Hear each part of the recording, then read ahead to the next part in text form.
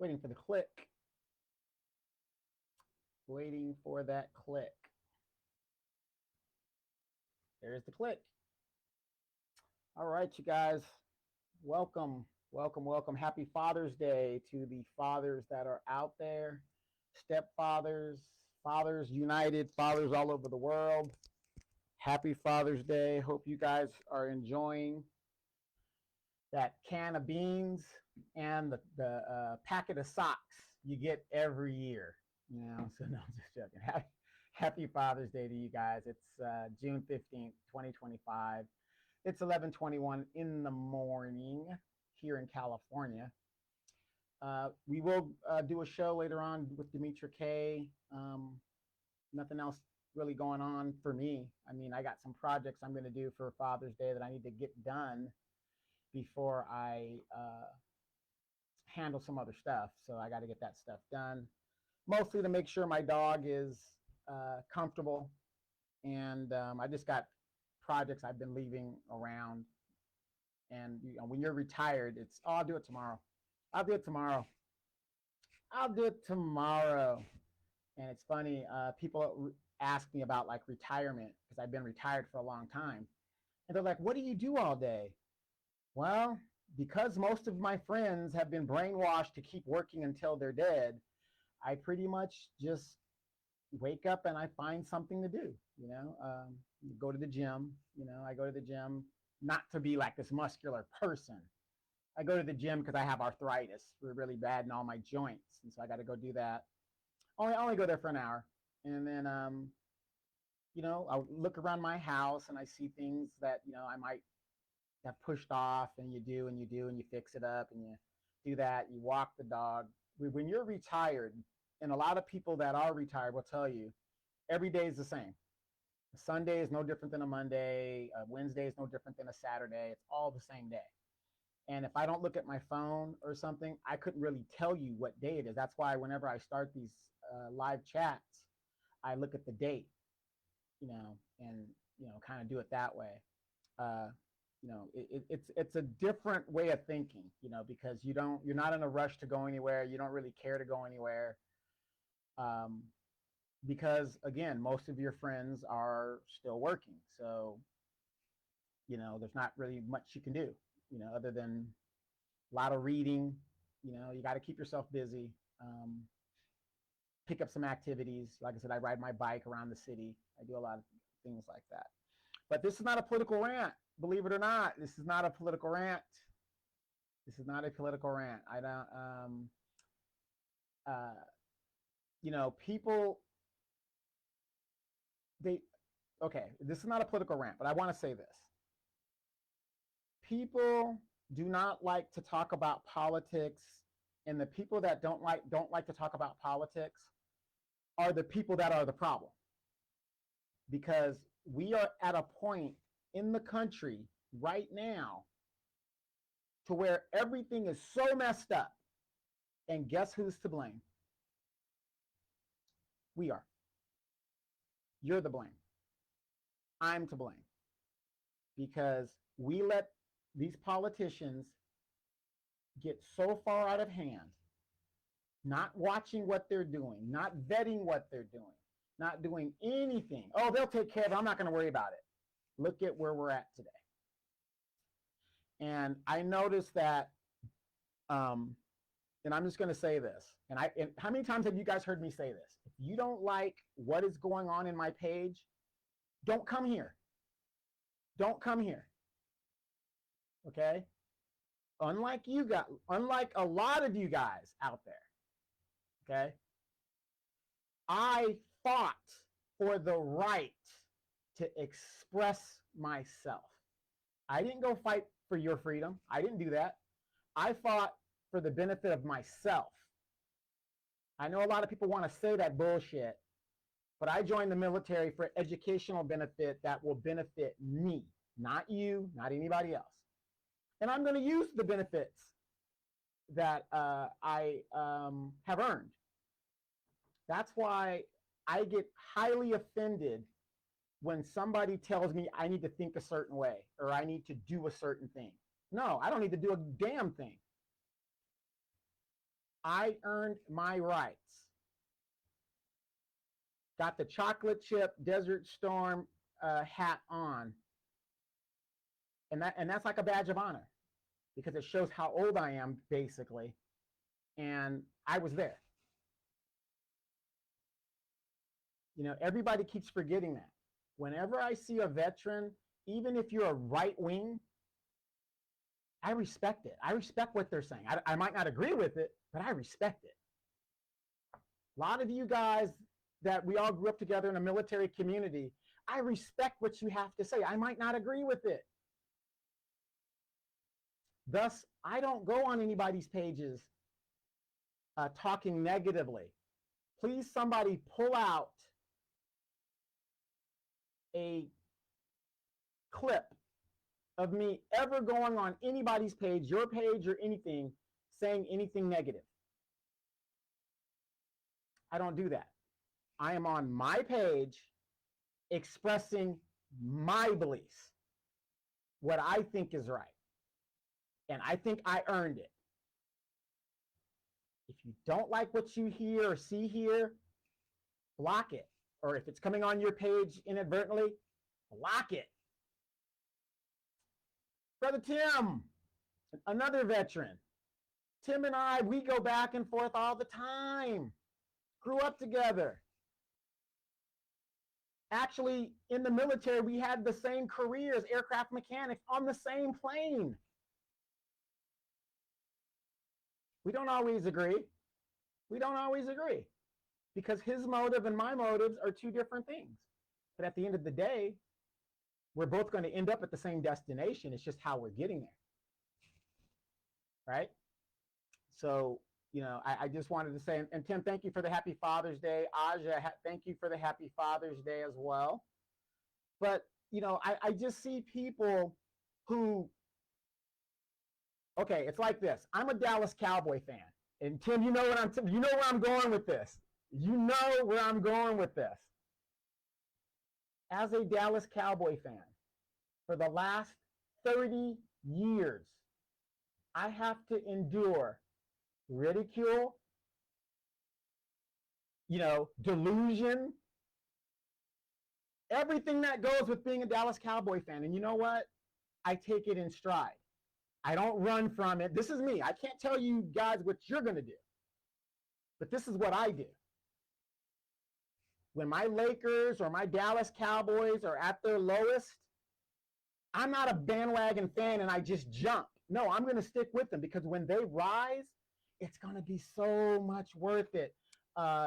Tim understand that being an Eagles fan. We used to beat up on the Eagles all the damn time. Now the Eagles are on top. And he's out there throwing his merchandise, texting me his Eagle jerseys and stuff, pictures, and it just eats me up, right? But it's part of life. You're not always going to win. So I'm not a Democrat or a Republican. White supremacy is white supremacy. Doesn't matter, right? But I'm going to spike the ball every chance I get. You damn right I am. And I'm going to laugh at you people that keep crashing out for these parties that don't do shit for you. But it's amazing how educated people who have degrees and they know right from wrong will sit here and say people need to stay in the country that are here illegal. Did they not take a risk? And like I said, I live in a Hispanic community. 4 of my neighbors are illegals. You don't see me picking up the phone calling ICE. I don't do that. Have you guys noticed nobody's questioning the white ICE officers? I'm looking at these guys that are doing these raids and I'm like, I can't see any black skin. You know, who are these guys doing the raid? I mean, is ICE particularly just white people? Have you guys ever asked that question? It's just crazy to me because I'm just like, But my point of empathy, it doesn't make sense. And this is how I gauge it. This is just me. Okay, you guys that have all this great empathy, and you should, because maybe your religion tells you you should, even though if you're a Christian, you're going against the Bible, but that's neither here nor there. If you have all this great empathy, right? Oh, let them stay. They've been here for so many years, whatever. I'm not even going to use the bank analogy. What I want you to do, especially those of you guys that live here in California, I want you to go to Mexico. And if you guys don't live in California, I want you guys to get on a plane, go to a country of your choice. Go there with no documentation, no passport, no nothing. Land there, demand resources and your rights, and come back and tell me how did it work out. See, look, Tim's doing it right now. Yes, it's okay to agree to disagree and still be unified for the bigger cause. Right, exactly. Tim, because what it is the people that feel the way you do, right?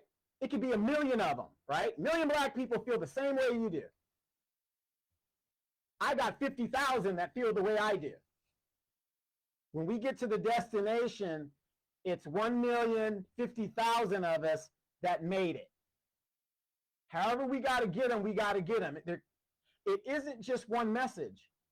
That's why you had a Malcolm, you had a Martin, you had a Medgars, you had a Garvey.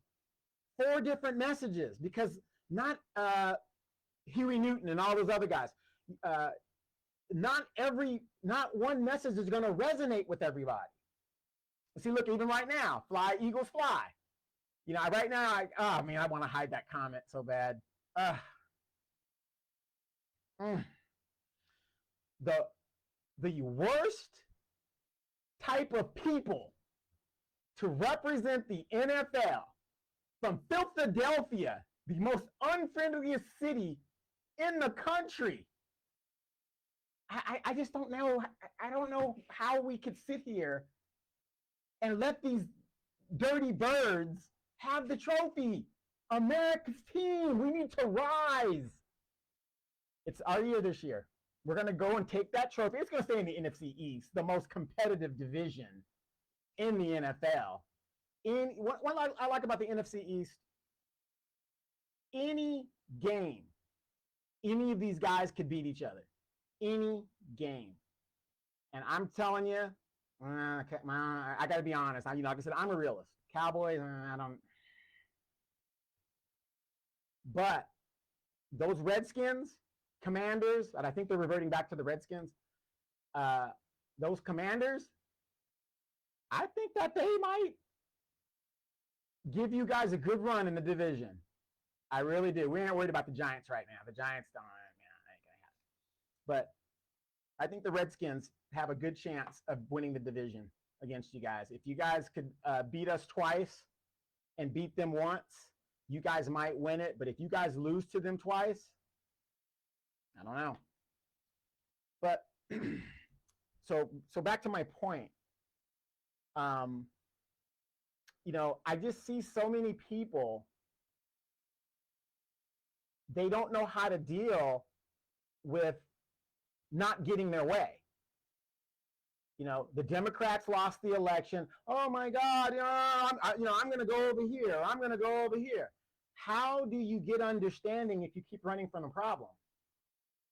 Not everybody's a debater. I'm not a good debater, but I don't run from the debate.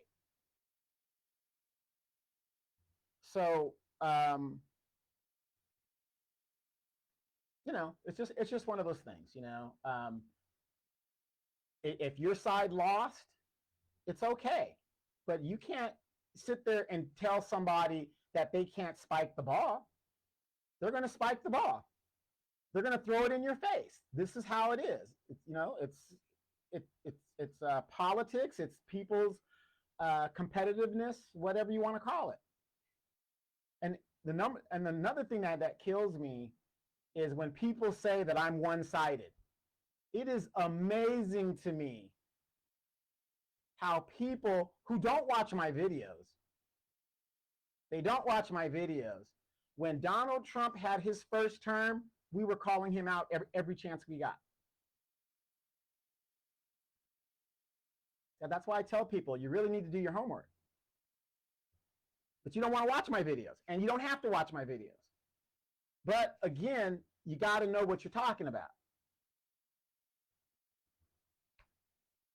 Donald Trump's first term, I was calling him out. Barack Obama, I left the Democratic Party and after Barack Obama left us high and dry. You know, you got to know what you're talking about. It's easy to sit there and say, oh, because my side lost and I'm empathetic and this person's just, you know, throwing it in my face all the time. No, no. Is what I'm saying true or not? Am I putting up lies? Am I? I don't think so. The Democratic Party gaslit the American people for 4 years. And they flew in almost 22 million people into this country unvetted. I keep hearing people say, oh, well, they're going to their jobs and they're arresting these people at their jobs. Well, where are they supposed to go find them? At their homes? Which you need a warrant by the Constitution. See, everybody they want to pick and choose how the Constitution is used. If you're on a job, ICE has the approval to go to these employers. So where are they going to find them? Logic, you guys. Golly. You want them to go to the home? You got to have a warrant to get into the house. And like I told people, hey, I'm not saying you can't be empathetic. I'm empathetic. My neighbors are on pins and needles, and I told them, stay in the house. Stay in the house. I feel that ICE is a collection of deputized red state far-right MAGA boys that are overzealous of their guns and perceived birthrights. The plan, Project 25, is in play. We must push back for stability, fairness, and collective fairness for everyone. Okay, that's a valid point, right? And I agree with you that could be the issue. I don't agree with Project 2025 because most presidents that have instituted things in Project 2025 has been Democratic presidents. But what I'm trying to tell Black people is anything that's in Project 2025, Tim, we've already experienced. We've already been there. Been there, done that. There is nothing that they could come up with that we haven't already experienced. And so what I'm trying to say is we got to stop the fear mongering. There's nothing to be afraid of that we haven't experienced already in our lives. Mass incarceration still going on. Not one CBC member or one Black representative has ever gone down to Folsom Prison in Louisiana, whatever the federal prison is, or even the state prison up in Chowchilla, up in California here, Pelican Bay up in California here. Now, Maxine Waters has never stepped foot in a prison telling those people, let's look what's going on to these Black prisoners in there. Those 4 Black escapees. The one kid that's still on the run that's putting out those videos. He's saying that he was mistreated and all this stuff is, going on, right? I haven't seen one CBC member even go down there to investigate his claims. This is the type of stuff that I talk about. The duality of what's going on. I don't worry about the Republicans because we know the Republicans are what they are. When you got 97% of Black people voting for one party, I don't need to talk about the other party. I don't. But we got to stop all of this fear. That's what bothers me. The fear mongering. Why are we worried about it now? When we elect these representatives, why are we so reactionary? Instead of being proactive, we are reactive. So now when the Democrats regain power, whenever that's going to be, what are they going to do to fix these issues? I haven't heard one plan yet. Oh, well, we're just going to let the country fall apart, and it's going to get so bad that the American people are going to vote for us. That's the plan? Because that's what it seems like. You don't see these Democrats on the news anymore saying anything. They're just sitting on their hands. Protests are going on. Oh, no, we don't see any violence. No, there's no violence going on. Cars are being burned, you know. What is the Democratic plan? Oh, we're pushing back. We're pushing back. Oh, the plan is we need to vote for more Democrats. To do what? To do what? Open the borders up again and have the same problem? What is the plan? How many of you guys saw my video about the census? How many of you guys saw it? Oh, but Donovan, you know, you're just one-sided. No, I'm not. You guys don't want to watch my videos, and that's fine. But don't sit there and tell me I'm one-sided. I'm not. I, as I've said, am a person who is not for the status quo. I'm not for the status quo. And I'm not for the status quo because the status quo keeps my people at the bottom. So tear it down. I don't care. Tear it down. Anything is better than what black people are dealing with right now. Under Democratic rule, black people have lost and continue to lose. Look at it historically.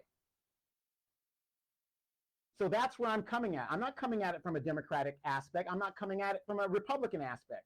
I'm coming at it for a redo of the whole system.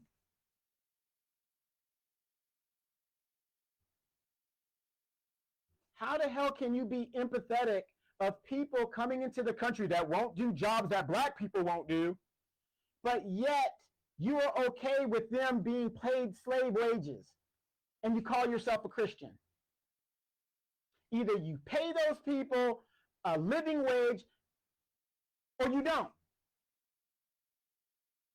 Americans are not going to work jobs if they can't pay their bills, a living wage, which is why Congress should do something. But they don't want to because, like I've said in my videos, when you own both sides of an argument, there is no argument. There's no argument.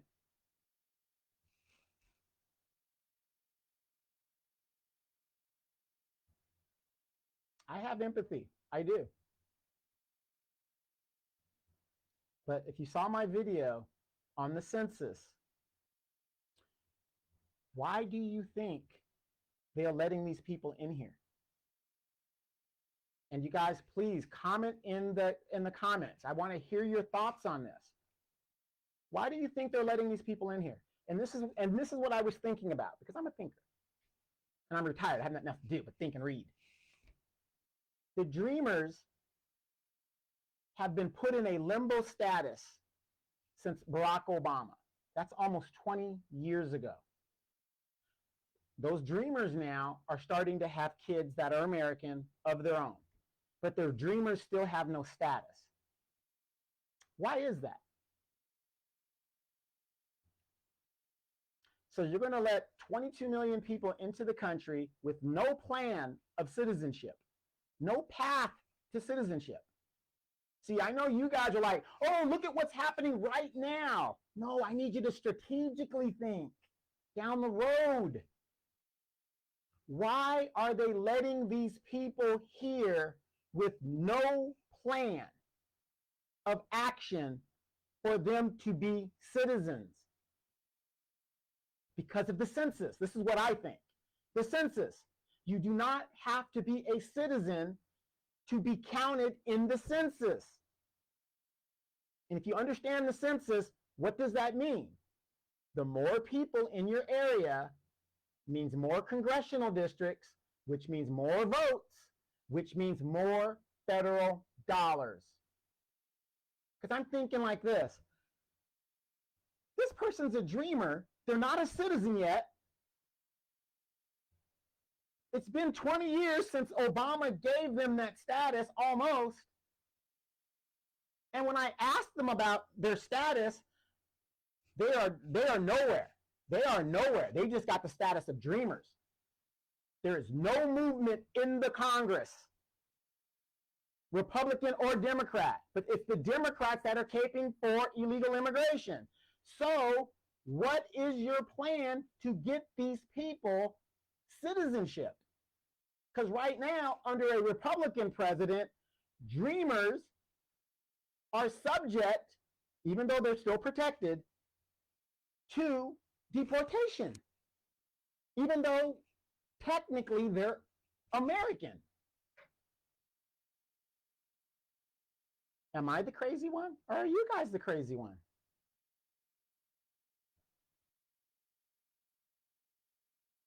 If you're going to let them come here, shouldn't we be asking the question, and let them stay, shouldn't we be asking the question, how do we make them citizens? Obama said, oh, we're going to put them in the back of the line, and we're going to do all these great things. We're going to put them in the back of the line, pay a hefty fine. You got to learn English. All the stuff that he was saying, none of that's happening. But we're just supposed to arbitrarily let people break the law and just stay because they're good people. I'll give you a scenario about that stupid analogy. It's a stupid analogy. Okay. I've come into the country illegally. I took a risk, knowing that, if I get caught, there'll be some repercussions, blah, blah, blah. When are we ever going to put the onus on the person? But anyway, that's another question. I break into the country illegally, and, I come here and I work hard. I just take any jobs I could, whatever. And, it is what it is, right?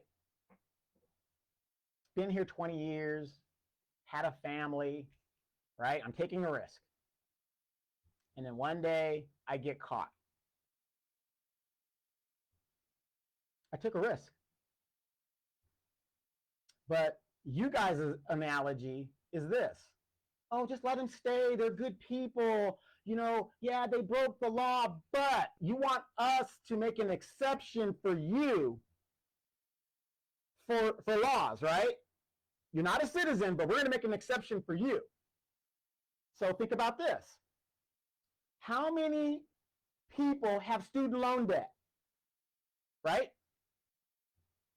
So these people with student loan debt, they go and rob banks, rob businesses, right? Steal the money. They haven't got caught because they took a risk, but they didn't get caught. But the cameras and everything, and they finally catch them, right? We're not even talking years. We're talking days. They catch these people. And you're in front of the judge. Well, judge says, well, why did you, what's your plea? Not guilty. Well, why? Well, I'm a good person, judge. I had all this debt and I wanted to pay it off. I've been an American citizen all my life. All my life, I've been an American citizen. I just had all this debt. I was getting behind in my rent. I got student loan debts. So, I took a risk and I had to steal the money, which is what illegal immigration does. It takes money out of our children and grandchildren's future. We can't help them as citizens because we're helping non-citizens, okay? But listen to my analogy. Because I did that, and I'm a good person. Nobody got hurt. I didn't hurt anybody.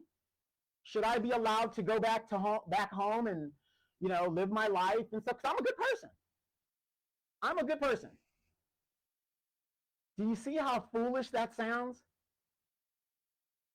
How are you a good person if you're breaking laws, regardless of how little the law is? Oh, well, when you jaywalk, you're breaking a law. Yep. Person's taking a risk. And if a cop ever wrote me a ticket, I'm going to go fight the ticket. But I'm not going to, in court, I'm not going to fight the officer. I took a risk, right? I mean, the analogies that these people use. Yes, you're a good person. I'm a good person. But is that going to allow me to escape consequences of my actions? No. I took the student loan. I said I was going to pay it back. Hey, Shanique, well, thank you for the happy Father's Day. I don't claim no kids. I don't be claiming my kids. No, I'm joking. I'm joking. I claim them. I claim them. Well, the ones I know about. Okay, so anyway, you guys, look, I have the biggest empathy there is. I live in a Hispanic neighborhood. I am in Southern California, okay? But the answer is not to reward bad behavior. Ignorance of the law is no excuse. Well, doing the border, that's not a crime. It's a civil matter. Tell that to ICE. Tell that to ICE. When you cross the border illegally, it's a crime. If, as a father, if I don't pay my child support, is it a civil matter or is it a crime? It's both. Because if I don't pay it, I go to jail, right? What's the problem? One of my neighbors says, "Oh, Donovan, you know, she doesn't understand why Black people are not joining with them." And I said, "Because you guys don't want to join with us. That's why. It's as simple as that. We get nothing out of this."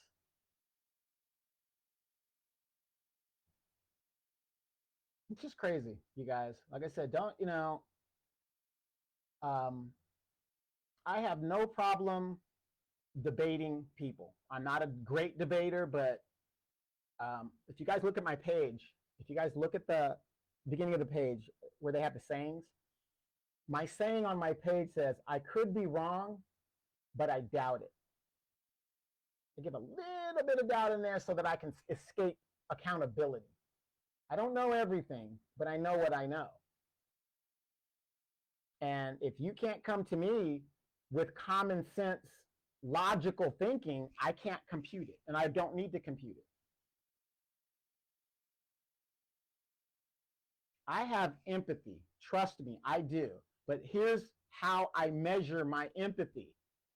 Can I go to Mexico or any country in the world, show up there, demand jobs and resources, and tell them F their immigration laws? I have rights. Can I do that? And if the answer is no, then I've got my answer. This is why these people can't do what they're doing. It's international law. And oh, it's stolen land. Oh my God, it's stolen land. Well, if you're going to use that analogy, see, that's what I'm saying. You guys are listening to people who have a rudimentary education. They go with the sound bites. All of Latin America is stolen land. The Spaniards conquered all kinds of stuff in Latin America. So what are you saying? Western United States is not stolen land. It was purchased in the Treaty of how do you say that? Helgado, whatever you did that. The Treaty of Guadalupe Helgado. Purchased for $15 million.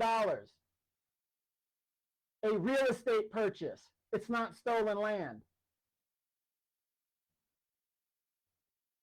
Mexico, not the Spaniards in Spain that colonized Mexico.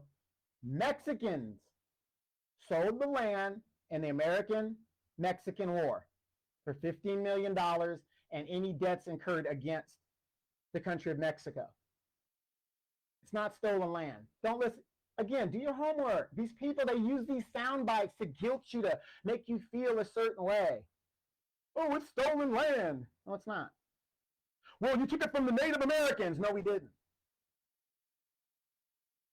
The Native Americans have a Bureau of Indian Affairs in the Interior Department.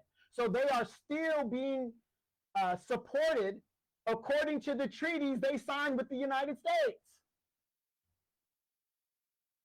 That's why they can have casinos and they can have their own law jurisdictions and they keep their cultures and all that other stuff. Stop it.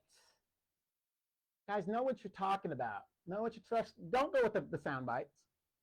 And I say on my show all the time, don't listen to what I say. Research what I'm saying. Because I don't think I'm the type of person that's going to get on the internet like a damn fool and spout lies. That's why I say I could be wrong, but I doubt it. Anyway, you guys, happy Father's Day to you fathers out there. Dimitri K and I will do a show later on. She's right up the street at her brother's house, so she's not far from me. So I don't know what we're going to talk about, but we're going to talk about something. We're going to talk about something. So, you know, for you fathers, you guys, look, enjoy your can of beans and enjoy your new tube socks.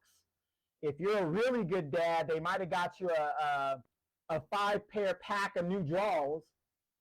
For some reason, we don't get drawers until, I mean, the holes are just busting out of them. But you got a whole wife there that sees that and refuses. She's getting her nails done, but you need some new drawers. It's crazy. It's crazy. But no, to all my fathers out there, again, you guys know, you guys make it happen. And when a father is absent in a community and in a family, it shows. It shows. Brother Tim says, you know my thoughts for the Black American. Fortify as a race by accepting the lost unity of our modern people. Yep. Unfortunately, the last time all Black Americans were in full lockstep was during the slavery era. Yep. Not all Black Americans of the civil rights contributed to the movement. Since that time, Black ignorance and selfishness has divided us even more. Yes, and before I end, Tim, did you see Pastor Jamal Bryant the other day? They were protesting in Chicago, and all these pastors, and Jesse Jackson was there. They're using Jesse as a prop, and they asked him a simple question. They said, why do you support illegal immigration when it disproportionately affects Black people? Jamal Bryant gave the mic to this other guy, and the other guy was like, that's not true. They couldn't even answer the question. It is a fact. Illegal immigration disproportionately affects Black people. Look at the numbers. If you look at the numbers of illegal that they've let into the United States, look at Black employment has gone down. I mean, look, that's just logical, right? People say, well, what kind of jobs you talking about?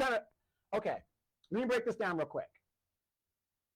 When it was mostly slaves and we were free, because Tim, you're on the right track. When we were freed, what jobs did Black people occupy? Construction. We were still, helping masses, women. Porters in the trains. We were in the services industry. We were still doing the jobs pretty much that we did as slaves, but we were getting paid. So now we bring in this other class of people who are going to do it cheaper. And here's another thing. Let's take Black and brown out of it. When you bring in a class of people that are going to do work cheaper, it destroys unions. This is why. As a kid, Jim, you remember summer hire. Summer hire, 14 years old. We were making $2.72 an hour. Learning work ethic. There are Black kids in my city that cannot get a job because they do not speak Spanish. Thus, I go to the school board and I don't even have kids in the school district. I go to the school board and I say, why do we not have a dual immersion program for our kids? Because as they get older, the lack of the fact that they cannot speak Espanol works against them. Hispanics are now the biggest minority in the United States. And we know those of us that live in the community like that, Hispanics practice racism. Latinos practice it. Make the race better. What does that mean? A lot of you, my Puerto Rican friends, you guys know what I'm talking about, Sonic. Don't even try it, okay? You guys know what that means. Make the race better. The closer you are to white, the better you are. You don't ally yourself with black, you don't do it. If there's a black issue that's coming down, stay silent. This is why we don't want to march with you anymore, the Latin community. No, were those great jobs, Tim, that we did? I remember just because I was a male, they put us outside in the Okinawan heat. And I'm out there painting curbs, going up to the barracks, moving beds, changing the beds out and stuff. And then I'm looking at my female counterparts, Missy, people like that. They're in the office flirting with the corporals and the young Marines and stuff. Not learning a damn thing, right? But we learned work ethic.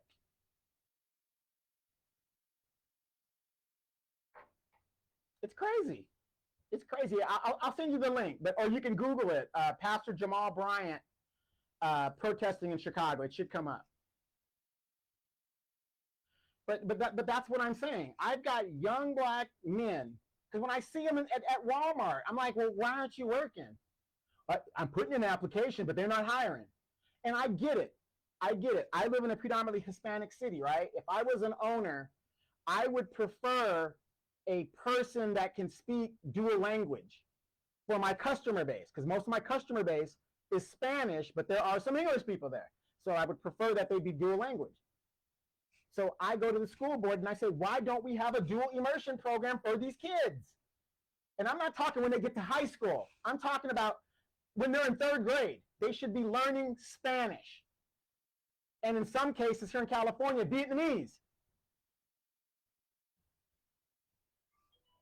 Yeah, they dogged us out. But we were so happy, Tim, to get that $2.72 paycheck, man. And first thing I did, went to go spend it. Showed my mom. She cashed it for me, or whatever it was. Well, I had Navy Federal. I still got Navy Federal from when I was a kid. Took me to the credit union, deposited it, took most of it out, bought me a ColecoVision. That money didn't last no time in my hand. But that's what I'm saying. We are reactive. We're not using our logic first. We're using our emotion. I feel for those people. I do. But it's ridiculous to go out there and support lawlessness. That makes no sense. Dr. Matthews. Look, I love me some Dr. Matthews. She is doing great work down in Houston. Happy Father's Day to your husband. Brothers, hey, I got to give it to him, man. I got to give it to him. He got the top notch one down there. So, can't hate on him. Matter of fact, he's a legend. He's a legend. But it's just stuff like that, you guys. That kind of, we really got to stop being emotional. For these people to ask me, it's almost like saying, hey, we're going to go rob this bank. We want you to support us. Can't do it. It's not that we don't empathize. We do. But when we wanted reparations, where was the Hispanic community? Here in California, a super democratic state. I didn't see any Hispanics going to their representatives and demanding Gavin Newsom give us a vote and sign the reparations bill. As a matter of fact, the Hispanic community and the Asian community joined in a coalition to stop the reparations bill. But they don't talk about that. Why? Yes, love you too, Dr. Matthews. Keep up the great work, man. I don't mean to be laughing at your videos, but you be giving it to them. I'm sorry.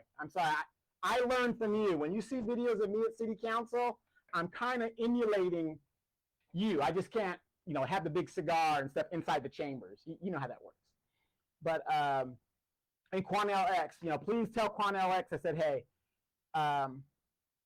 But yeah, where were they when it came to the reparations? In Super California, state of California, Democratic state of California, not one Hispanic that I'm aware of substance, not even Kamala Harris, said anything about the reparations bill. Maxine Waters didn't say a word. The CBC didn't say anything. See, it would be different if they would, hey, we did this, let's do a transactional relationship here. You do for us, we do for you. But guess what? We've already done for you. For you even to have the rights and the respect that you get in this country is off the depth and the backs of Black people that we've already done. We helped open the border for everybody to come here. Because if it was up to the white supremacy, they don't want anybody else in here except who they select. So we've already done the work on our side. When are you going to do for us? So anyway, guys, enjoy your Father's Day. For all you wives out there, please go back to the store and get your husband. If you don't get him the pack of socks or the pack of new drawers, could you at least get us some T-shirts? Complete the set. Damn it, complete the set. We'll be back later on this afternoon with Demetra K. I just want to get out there and say that I am about that life. Just because you have not seen me go in on Donald Trump, which I've done in his first administration, doesn't mean I don't do it. You're not watching my videos, and I don't expect you to. You don't have to. But do not sit there and tell me I'm one-sided, because that's not true. Donovan Sadiq, you guys. Wait, last thing. Tim's over here. Black Americans, close the wagon train and find a way to live, grow, and empower our today for tomorrow. Don't talk about it. Be about it. The most important, love, support each other, regard. Exactly. We don't need any friends. We're the blueprint. These people had come to this country based off our blueprint. Tulsa, Los Angeles, Atlanta, wherever these down in Florida, these Black things. We don't need anybody else. We got to start believing in ourselves. That's what I'm saying. We have nothing to fear but fear itself. But we got these gatekeepers that keep telling, it's racism. Racism's keeping you down. Yes, that's a part of it. But what's changed? If I went off of racism, wait, I'm going to tell you guys a quick story. Do you guys know, some of my military friends, it was because of racism I got an opportunity to become an officer. How many of you guys in the military, especially Tim, you were in the Air Force, remember when the head of the Air National Guard, he was directed that the flying units, because most of the flying units in the reserves and the Guard are 96% white males. They were directed, the Air National Guard was directed to at least represent the percentage of the community that they come from. True story, Tim. I'm sitting at Travis Air Force Base. I had gone up there and asked if there was any positions, and they're like, no, there's no positions, right? And so I come back, I'm sitting in my, I didn't really have an office, but the maintenance area. And I was getting ready, what was I, a loadmaster? I think I had done one thing of the initial loadmaster course. And I'm sitting in the office and I get a call from a Tech Sergeant Gregory up in the Alaska Air Guard. And he calls me and he says, hey man, are you still interested in the position with the Alaska Air Guard, 144th Airlift Squadron? I said, no, they told me there was no positions available, whatever. He says, nope, I need you to fly up here. I need to talk to you. I get on the next transport smoking. I go up to Alaska. I meet with this guy at the recruiting office in the mall. That's where it was. I sit down there and he's like, yeah, he goes, look, Donovan, they want to, bring you on, because I'm sure you heard about this new directive that came down to the Air National Guard Bureau. One of the reasons that they selected me, I'm Negro. Number one. Number two, I'm already in the system. I'm in the Air Force. I'm, got my wings. I've got my maintenance background, whatever. It's a lot easier to transition, right? And they had seen me before. So my pride is telling me, nah, man, fuck, they didn't want me. Nah, man, hell with that, right? Tech Sergeant Gregory asked me to step into a room, a supply room. He closes the door and he told me, look, little nigga, you have an opportunity to be commissioned and to be a pilot down in Little Rock, Arkansas. It's an opportunity. They're giving it to you. How many people do you know of in flying squadrons where the unit is calling them to join them? Do you know how many lines there are for people that want to put in their pilot applications or even their air crew? It doesn't even matter. Flight engineer, whatever. There's a whole line of people. Whole line. And he said, you, because of whatever pride you got, are going to let this opportunity walk right on by? They're practically handing you this opportunity. All you got to do is perform. That's it. But you think you are too good to do it.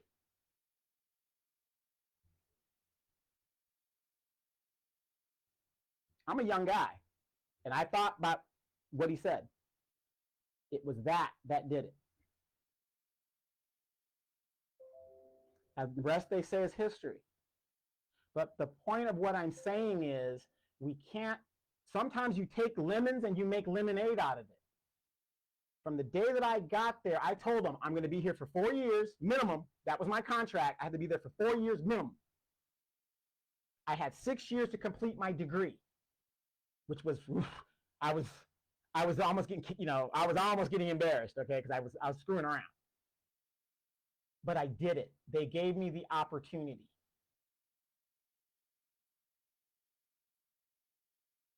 It isn't the academics and the obstacles that they put in our way that really don't make us achieve. It's us, our mentalities. When I see a dope dealer or a guy that was a dope dealer, that's the guy that's good at math. He's good at logistics, he or she. But my mindset, my pride, hell with that. This is the opportunity. How many opportunities are going to come sitting at your door? And guess what? I never received any other calls during that whole time.